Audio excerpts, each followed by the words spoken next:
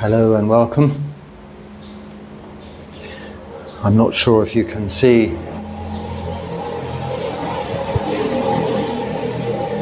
wait for this passing sounds to just die down. I'm not sure if you can see clearly there's a little fire outside this incinerator. Fire, flames, like candles, are used to represent all kinds of notions in religious circles. Flames, fire remind me of why I am here doing what I'm doing, why we're here, why you are watching this video, and why I'm talking to you on this video. And that is these fires of desire, fires of desires. The kilesas in Pali, which are the defilements of our minds, which, like disturbing passing sounds, and like the fire, if left alone, rather than attached to, clung to, by way of not liking, aversion, or in the terms of things we like, clung to, wanting more of, sensual desire. Without that fuel, this desire, this fire, like the small fire outside, dies slowly, gradually,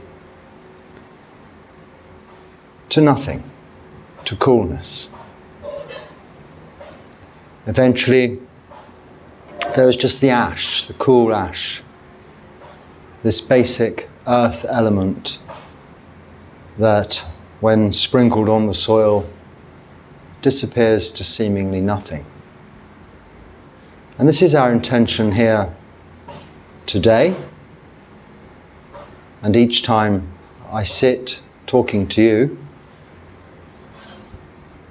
with our defilements of greed, of hatred and delusion, in the Pali, lobha, moha, dosa, to eradicate those. But not like that.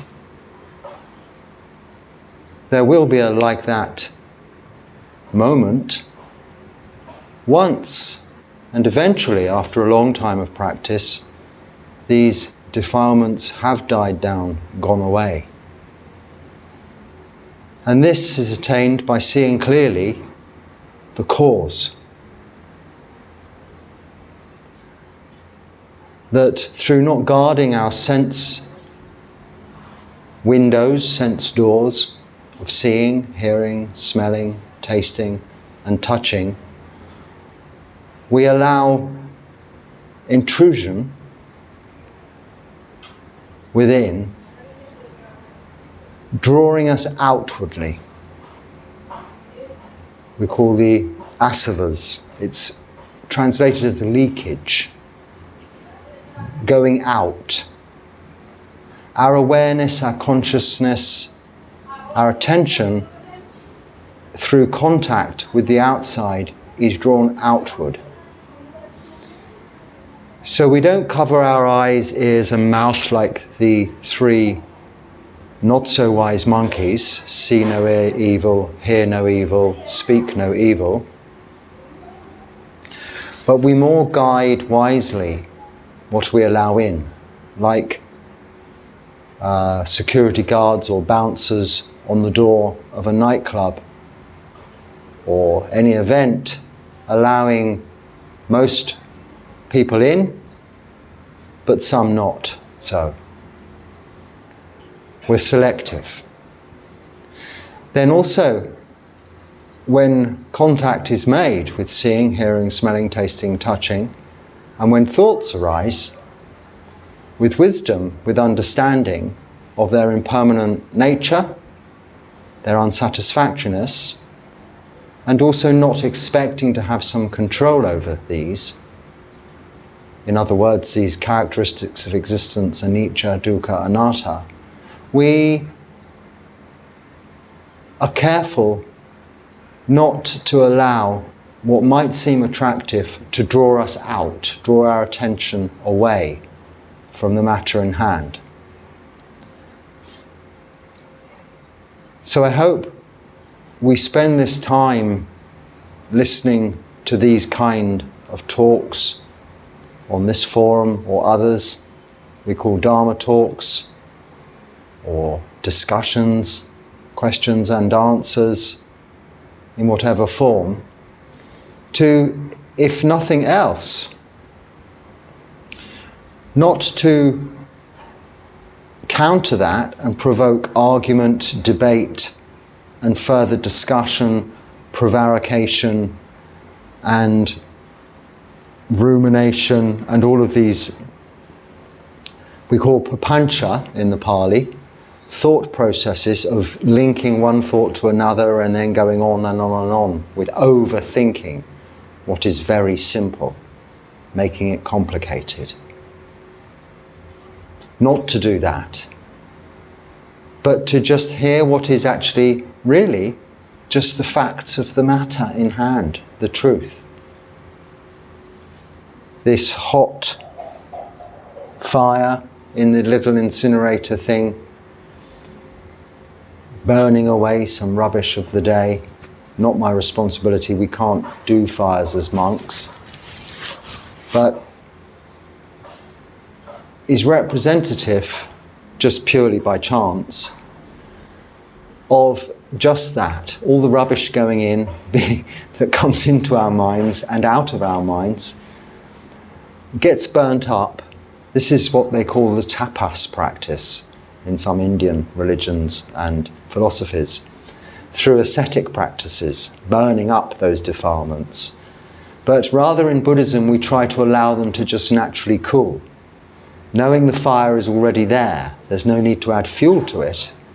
So too much asceticism, that is harsh practices, sleeping on beds of nails, standing on one leg for 10 years, or growing your fingernails until they're 3 feet long, is going to only build up a lot of aversion, although one will get used to this state. And this is why it's seen as a practice that's useful, because you get used, your mind and your body gets used to that torture. But the Buddha found this middle path, this middle way, somewhere in between, of just living simply with what we need and seeing clearly, developing this skill of vipassana. It's used in all kinds of ways, but it really just means to see clearly these true characteristics of existence and the truth of what it's all about. And this opportunity to just sit and hear some words of another is for that, not to provoke too much by way of argument, but to, if a thought arises in your mind that is disagreeable, and I may, as is likely, say something you consider to be completely wrong, it doesn't matter. You look to the Noble Eightfold Path, not on your screen, not to your teacher, but to the Buddha, his teachings. He is your teacher, and the Noble Eightfold Path for the correct answer. It is there. There's only one correct answer. These answers to everything can be found in those four noble truths of suffering, this cause of suffering, the end, that there is potentially an end of suffering, and the path leading to that end of suffering. The Noble Eightfold Path, summed up in practice as sila, moral virtue, samadhi, meditation, and panya, wisdom. So we just allow to set aside for some time these disturbing thoughts, these firing up ideas, and let them settle, cool down. This is known in the Pali word as tu Nibbana. This is what it translates as. For instance, some religions in India, when they have a housewarming party, when they have a new house, they have to burn some milk on the stove. I don't know why, but they put some milk on the stove and it burns, and then they put it to one side to cool. And this is, in Pali, tu Nibbana. So this is our ultimate goal. We refer to Nibbana now, not a place, not a heavenly realm, or a realm or anything of the conditioned world we are used to and can understand and have words to describe aspects of, things based on the elements of, earth, water, wind, fire, space, and even thought processes, consciousness, awareness. This is this world. This is not Nibbana. To Nibbana is to just cool, yes, in the literal translation, but our end goal, freedom from suffering, is the eradication of those defilements completely, allowing then this cool state to arise, where one might see a glimpse of Nibbana. And it is indeed possible. It is indeed our goal. It shouldn't be accepted that, that was for the time of the Buddha, or that is for only the select few living in magical places in the Himalaya mountains. No, the Buddha's teachings are designed for each and for every one of us, in whatever situation we may be in. So the first question I come to is an example of this, and so common, unfortunately, when we don't see clearly what the Buddha is simply directing us to, which is always the Noble Eightfold Path. This is the practice. So, how do we... well, it's just gone. I did have the question in front of me. Now it's back. So here is the question. How do we deal with narcissistic family members and colleagues practicing? Practicing becomes difficult with the amount of unnecessary pain and frustration they bring to my already difficult life, dealing with chronic pain and severe depression on a daily basis. So, the first part of the question is, how do we deal with narcissistic family members and colleagues? And we can extend this so that we can all understand that we're referring to dealing with people we're not fond of, people we don't like, dealing with our own disliking or even hatred of other individuals, people, who may be people we're forced to be with. Now, it is true that it is one of the highest blessings to associate with the wise and to avoid the foolish, to develop a network of what we call in the Pali Kalyana Mita, noble friends, beautiful friendships, people whom have the same aspirations as ourselves to follow the Noble Eightfold Path, becoming free from suffering in this lifetime. Of course, this is an ideal aspiration, something we strive to achieve, and can be done and can be found more easily these days, because of course even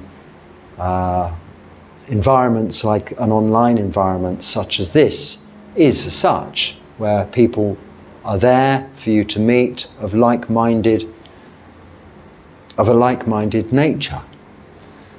But we can't choose our family, we can choose our friends, we can't choose our family, and to some extent also we can't choose our colleagues that you're referring to in this question. And if they are of an unwholesome disposition, they're of a narcissistic nature,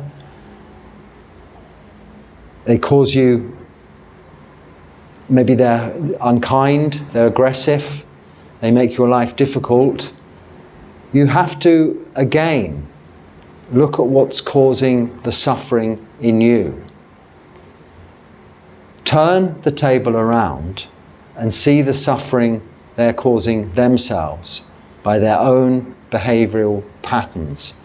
Whether it's now, by their actions of body, speech and mind, or how that will karmically affect them in the future.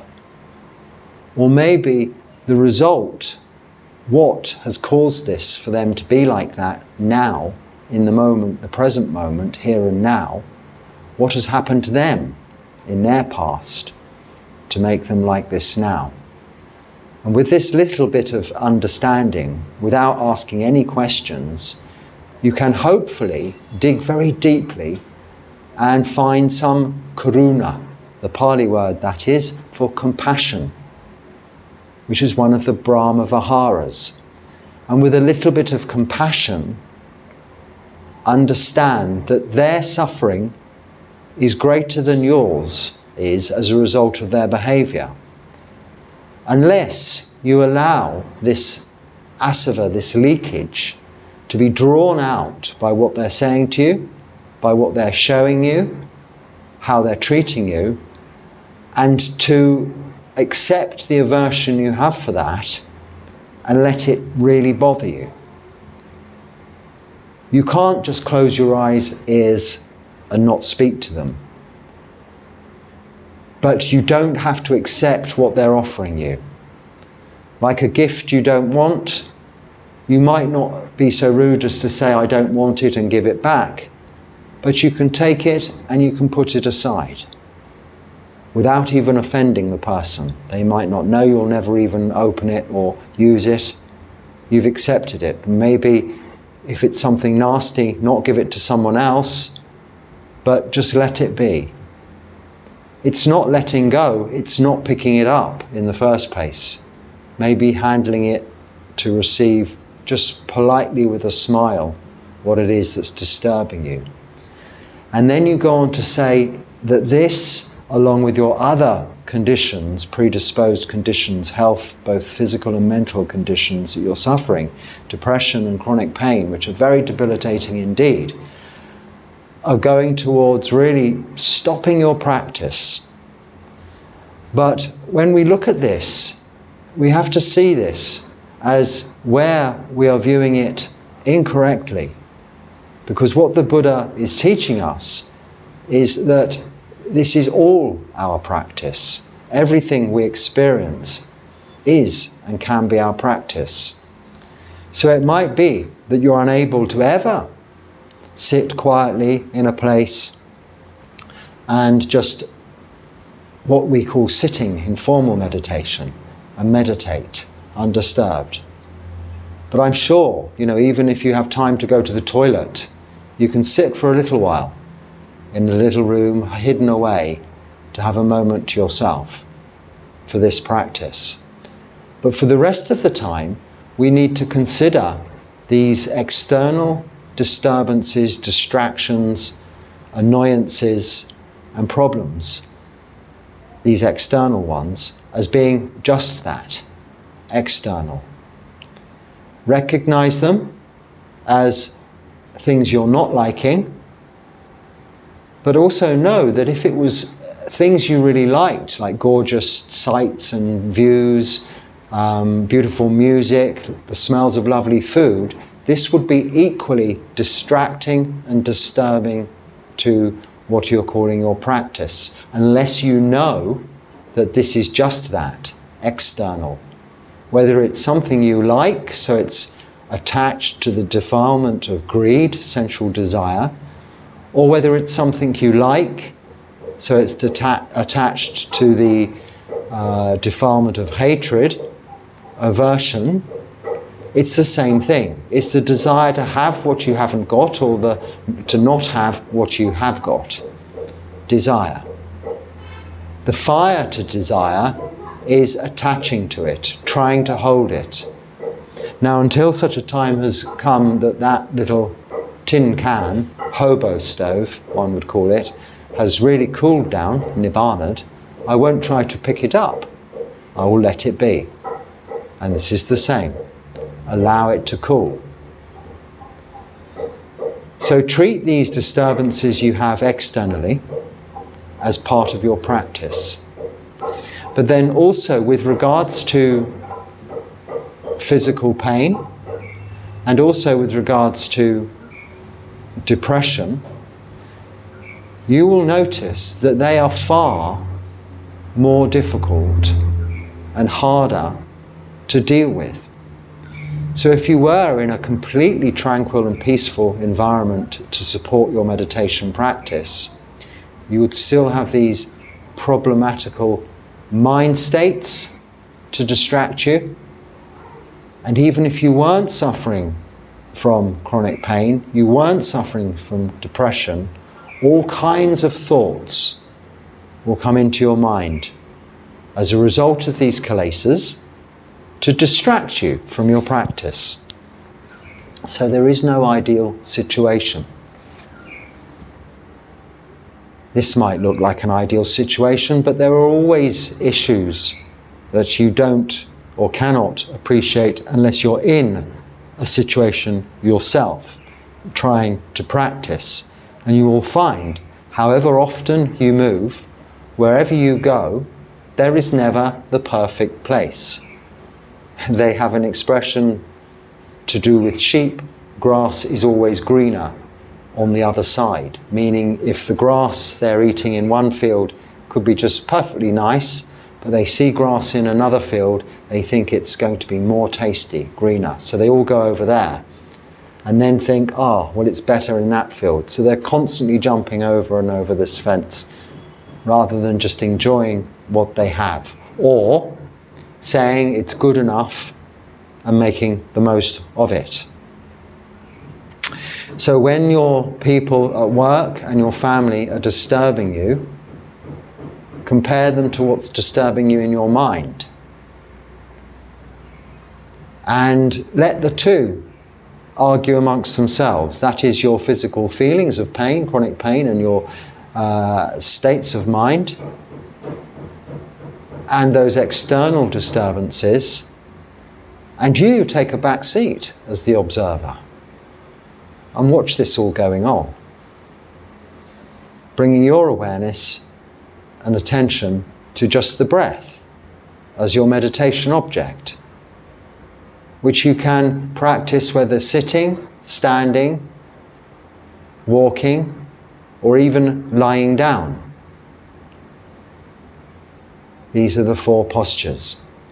These are the way we are always. We are either sitting, standing, walking, or lying down. There are various different leaning positions in between, but that is essentially how we are. Now, lying down is generally reserved for sleep, sitting like this for meditation. Then we have walking meditation. If you have the opportunity with these external issues you're facing, then take that opportunity to walk out of the door into the garden. Try and find a little bit of nature, a little bit of peace outside. It might not be quiet. Nature is not quiet. You'll hear even now it's quiet-ish, the birds, but there are people in the building there making some, I guess this could be even lunch for the local monasteries. They have quite late on meals in those monasteries here, temples. But just relax in nature and let that allow your fires to gently, unfueled, go out and cool to manageable ash and disperse. And go back, return to your, what you consider an unpleasant environment, though now thoroughly refreshed with a new view. The view that out of compassion, it is their problem. Don't let it be yours. Don't accept what's being offered. But also don't reject it. Just passively, unassumingly, without argument, just smile, or don't smile, don't react, just accept, put it aside. and breathe, watching the breath. I hope that is of some assistance. With regards to chronic pain, I think there are talks on this channel I've given with regards to dealing with pain as a separate issue. And I'll leave you to, you can find these quite easily, just type in the search English Buddhist Monk pain, it will find it. Okay. If there is no soul in Buddhist theory, anatta, or I, but there is rebirth, what is being rebirthed? Well, that isn't conditioned. So as I spoke of the unconditioned Nibbana, the state of Nibbana earlier, is what, if you don't attain to Nibbana, you have not eradicated those defilements fully, which can be expanded to cutting the ties to samsara. Samsara is this worldly existence. If we don't eradicate the defilements, we're still tied to existence, to rebirth in some form or another. Now, if I have this choice of where I'm reborn, I'd like to be a cat, because this cat has a wonderful life. It gets to listen to the Dharma continuously, and she is just continuously meditating or sleeping or eating, which sounds like a wonderful existence, doesn't it, to me? But whether she will be free from suffering in this lifetime, or able to see that what's creating this rebirth is attachment to that, is another matter. So we recognize that. By recognition of that, we free this not, do you say no soul? Yeah, not soul, but mind, this mind of ours, which is not of this current existence. This is the motion she makes when she's about to bite me and scratch me for no apparent reason. But if I just quickly, I didn't read my answer here because I think I summed it up. We create the causes and conditions for rebirth, not of what we are now or have been, but something resulting from our actions of body, speech and mind with no inherent qualities of the past. That's how I replied to that email. The something is just the knowing or conscious awareness of existence. So say this cat was a monk in a previous life, it has no awareness of knowingly, unless she gets deep jhana samadhi where she can remember her past lives, is not going to have any awareness of what the monk has to do, how to put the robes on, the chanting and all of the things we do. But she's been reborn as a cat because perhaps she was a bit of a naughty monk, let's say, but she is fully aware of her existence.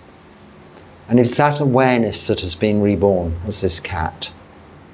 And maybe I was a cat and I've been reborn as this monk. We can only know this if we attain to very deep levels of jhana. And on that note, for some clarification, I'm going to talk again soon in some detail, but not too much detail, about jhanas. More importantly, about samma samadhi, right samadhi, the 8th component of the Noble Eightfold Path. I hope you subscribe and you get to watch that, because it's going to be the Dharma talk to end all Dharma talks.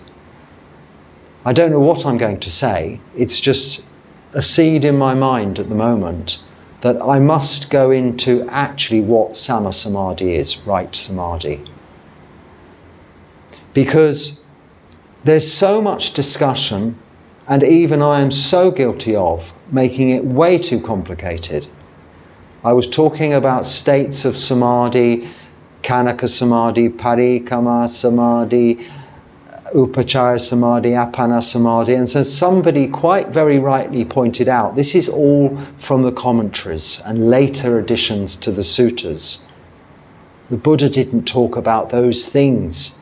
He talked about jhana in the singular, really, not even all of the stages, not in one talk anyway, but various levels of jhana are referred to within the suttas. But just jhana is sama samadhi, and I'll talk about that in some detail coming soon. Why I bring that up now is because we're talking about the unconditioned aspect of this existence, the mind, that isn't of the elements of earth, water, air, fire, space, and thinking vijnana, so the thinking brains, the organic brains, conscious awareness, as opposed to that which knows. That which knows is neither of those 6 elements and is also unaffected by anicca, dukkha, anatta. So the end goal is that which knows in Nibbana. But all of those words are wrong, because that which knows is not a that.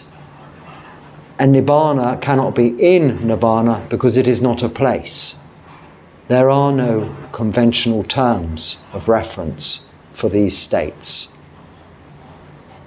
We can only try and apply them to what we know. So what is reborn is just the knowing, that which knows, as a result of the causes and conditions you're putting in place right now. And all you can know is not future lives, or predict how your past karma will direct those. But what you can do, and what you can know, is practice now. You can, with jhana, experience and see, and understand also how you know things that you do know that you haven't been taught, and can do things that you do that no one's shown you how to do, where you learnt those things, which is in past lives, previous lives. How you've come to be now, through not cutting those fetters, those ties to samsara.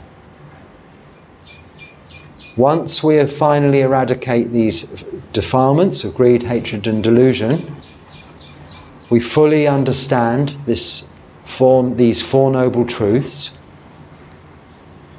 that we're responsible by the way of our body actions, of body, speech and mind, for our own karma. That's our actions. The results of that is vipaka in Nepali. Our own outcome is determined by, we will reap what we sow. What we're putting in place here and now, what we're planting, is what we will benefit from in the future, or not so.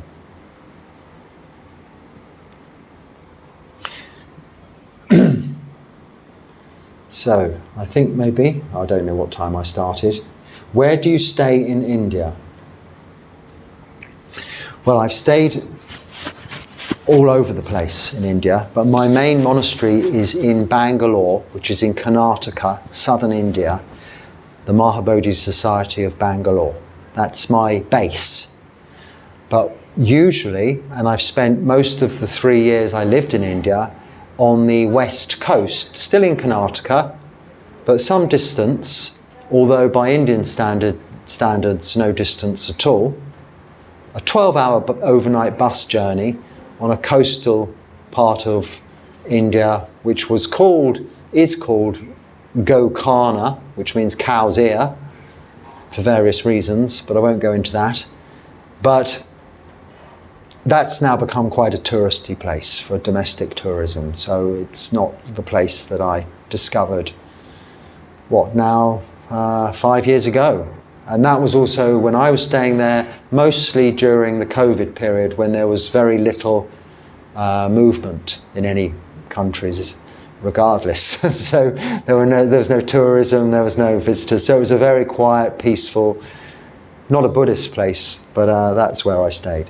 So where would I stay now? If you're looking to visit my Sangha, my monks, or me, you could catch up with me there, but I'm very rarely there, unfortunately. But they do have, I think, 16 or maybe 20 now, maybe more than that, other branches all over India, including in Bodh Gaya.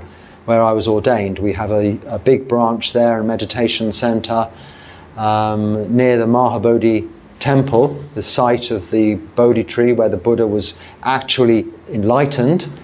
So the Mecca of Buddhism, the holy site of Buddhism, the main pilgrimage place, one of 4 in India. And we have branches in those, and, well, that one particularly, and all over India, as well as in northeast India, right up to almost the borders of Nepal and the Himalayas and Sikkim and places like that, Bhutan. So very, very broadly spread. And I've stayed in also Nepal. So, but at the moment I'm not there. I'm in Sri Lanka, again on the west coast. Where have I got to? Someone wants to know what my part-time minimum wage job was, because it can be quite difficult to find right livelihood. Yes, this was quite some time ago, bear in mind, so I'm a bit out of touch economically, politically. I don't deal or use money. Any donations I receive get managed for me by what we call a steward, so someone we can trust, who's can buy visas, pay for visas, pay for flight tickets, things like that, or I can authorize electronically, whatever. We have arrangements, so I don't handle cash. What am I talking about here? Oh yes, so for quite some time I've not been involved in those economic areas of life. But when I was back in the getting on 10 years ago now, in about 2000 and that time that we're talking about, from 2010, so it's like 15 years ago now, from 2010 onwards, maybe, yeah, I think the period you're talking about, I wanted to not do my career, a proper job. I spoke of this in a last video. I just went and got what we call minimum wage job. So you could get like this in a supermarket or in a factory or something like that. Now the minimum wage in the UK nowadays, by comparison to somewhere like here, is huge.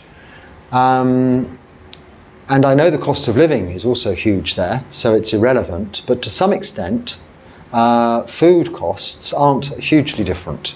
If you just eat, say, no meat or dairy or eggs, you just eat potatoes, which is what I lived on, potatoes, and my biggest extravagance was fresh tomatoes, maybe some lettuce if I was lucky, but onions, fresh onions, and that's kind of what I lived on, and for 3 years. Outside, so I had no accommodation expenses. So that's how I did it. So I'm putting it into context. And the job I got was as a security guard. But I did have some background, not qualifications at first, but I had some background experience and was able to you had to become sort of qualified to do that job. And then by my good fortune, I ended up with some very interesting jobs which involved very little, absolutely no work whatsoever, just sitting. And I was able to practice walking and sitting meditation in some rather interesting environments as well. But it was lots of hours and minimum wage. So that's what I did, security. I could have just given you a quick answer there, security, but I wanted to put it in the context of how I arrived eventually at becoming a monk, because this was part of my transition from lay life into monastic life, which is where this question comes from. People wanting to do that sometimes aren't ready to take the leap, and also there isn't always the opportunity to do so. So it can take some time. I had the added issue of COVID getting in the way. I was due to ordain in 2015 or something like that, but I know COVID didn't come along then, but that's when my father got ill again and I had some family responsibilities and duties, and therefore didn't ordain until, properly ordain until later on. So although I did manage to do it in COVID time and travel in that time, but it wasn't easy. Now these are pachaya, we call them. These are the conditions, the causes and conditions that are either conducive or obstructive to what we want to do.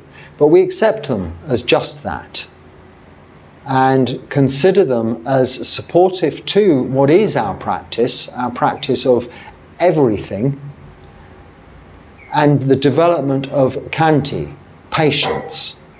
Khanti is the Pali word for patience, or more better described as patient endurance. Not of endurance of the suffering badly kind, but just putting up with and developing this patience more strongly. So when you don't get what you want, when you want it, you're happy to let it go, knowing, well, you'll get it one day, or maybe you won't. And then put it aside. This is the practice. Someone also asked me, I wake up at 3, how long, I meditate, I do this, I do that, what's my daily routine, how long do I meditate for, how many hours do I meditate for? Well, I wake up at 3 a.m. That is when meditation begins, and it continues throughout the day until I go to sleep at about 10 o'clock, 11 o'clock at night. Because we're always meditating if we're bringing our attention to the breath. So when I wake, my first thought is my breath in, breathing in and breathing out. And before I go to sleep, it is breathing out, breathing in, breathing out. So waking, breathing in. When I go to sleep, it's breathing out, and you're asleep. I don't dream. I don't think I sleep long enough to dream. Actually, I sleep 5 hours now. It's 4 or 5 hours, 6 hours even. But it's enough. Now, my meditation does start formally with sitting for 3 hours and samadhi, and then chanting at 6 a.m., a little 15-minute meditation at that time, when you can join me. And in that, I've just changed the format slightly, still 15 minutes meditation, but I'm going to chant in, changing each day, I'm going to chant the core sequence of the commonly known suttas. So I began with the Mangala Sutta, that's the 32 blessings, and then today I think was the Ratana Sutta, tomorrow's the Kalyana Metta Sutta, and so on. I'm chanting them from the Wat Mark Jan chanting book. You can reference and find them to read the English translation, but I'll only, for time constraints, just chant the Pali, and then probably the Jayamangala Sutta, and maybe the Anapanasati Sutta if it works, if it's able to fit into the time slot there. It's self-created because I like to keep the chanting in that period just to 10 minutes to allow us 15 minutes meditation and then a short blessing before I go on Pindapata at 6:30. So please join me for that. It's live every day, or watch it at any time actually. And if you have the chanting book from Wat Mark Jan downloaded on your phone, then I'm always giving the page number so you can read the English translation. Then after my Pindapata and I've sat for the meal, which is by the time I get back and I eat my meal is about 8:30, I then finish that at around 9:30 and do some cleaning up and some general cleaning like I have just done now. And then I either just sit for more practice of meditation or walking meditation. I prefer I have a lot of walking anyway, so I'm more sitting orientated. My personal practice is sitting. And a few days a week I do what I'm doing now at this time. So I've just finished cleaning up. I sit and talk to all of you who so generously encourage me to continue doing this.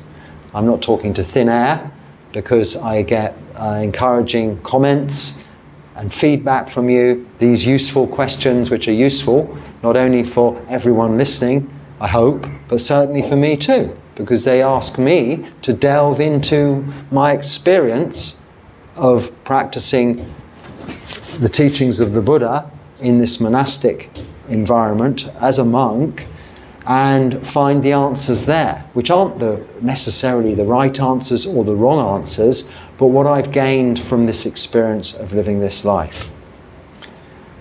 So maybe if the next question's a very short one, I could have time to answer it. Other than that, I think it's probably time for me to...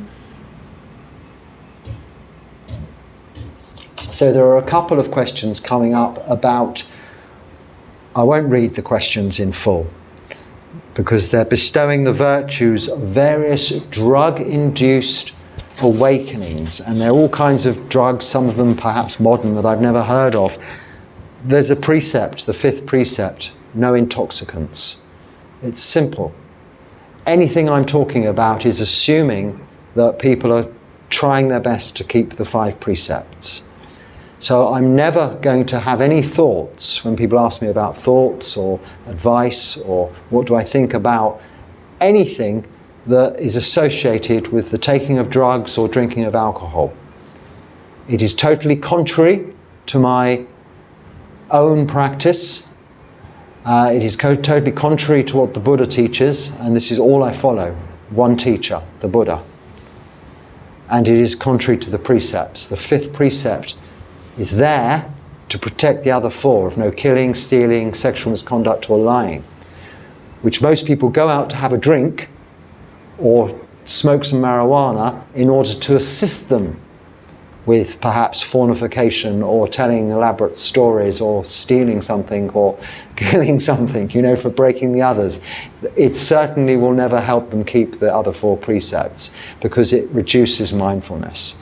So any questions relating to drug-induced, what they're using the word awakening, is not awakening. Any drug influencing the mind is numbing it. Maybe comfortably so, but it is, or pleasurably so, but it is numbing it from the truth. If you're experiencing pain, this is the exception. Severe pain, chronic pain, painkillers are okay, as long as they are taken under very cautious and supervised, prescribed means, because pain itself is an intoxicant. One cannot remain mindful and focused if you're really suffering direct pain. So with that exception aside, then I'm saying that just in case I've missed a point somewhere in some of these comments with regards to drugs. There's no room for drug-influenced anything in anything I'm talking about. I'm not condemning it outside of this environment, but in monastic life, in Buddhism as a whole and in general, it is forbidden. It is the 5th precept, both for, so that's for lay people, as well as monks and nuns. Now, I think on that note, I have surely spoken for long enough to hopefully give you something to find that is useful. And if so, that you can share with others or take into your everyday, general activities of life and help you with that. Help you live a happier and more enjoyable life. We're here to share with each other and talk about how the Buddha teaches us to be happy. That's the whole point. And eradicate those defilements, those kilesas of greed, hatred and delusion, because that is how he shows us how to do just that. Be free from suffering in this lifetime and be happy. So on that note, be happy and stay well. Until next time, Sukhi Hotu.